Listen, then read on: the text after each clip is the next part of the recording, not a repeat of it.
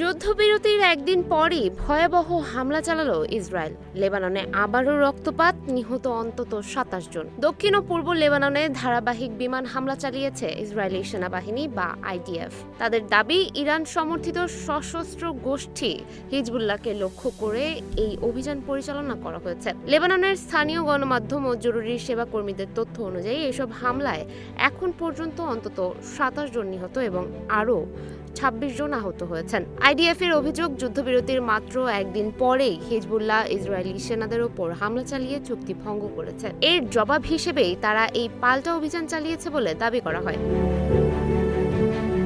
অন্যদিকে Benjamin Netanyahu এবং প্রতিরক্ষামন্ত্রী ইসরায়েল কাটজ সেনাবাহিনীকে গুলি বন্ধ রাখার নির্দেশ দিয়েছে বলেও জানানো হয়েছে। রাজনৈতিক নেতৃত্ব এবং যুক্তরাষ্ট্রের সঙ্গে সমন্বয়ের পর এই নির্দেশনা আসে বলে জানিয়েছেন ইসরায়েলি গণমাধ্যম।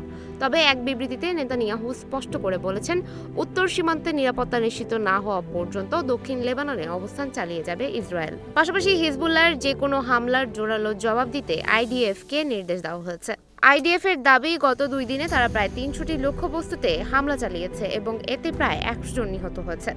যদিও নিজেদের কোনো হতাহতের তথ্য এখনও প্রকাশ করেনি তারা। সুমাইয়া হক, নিউজ ফ্ল্যাশ 71।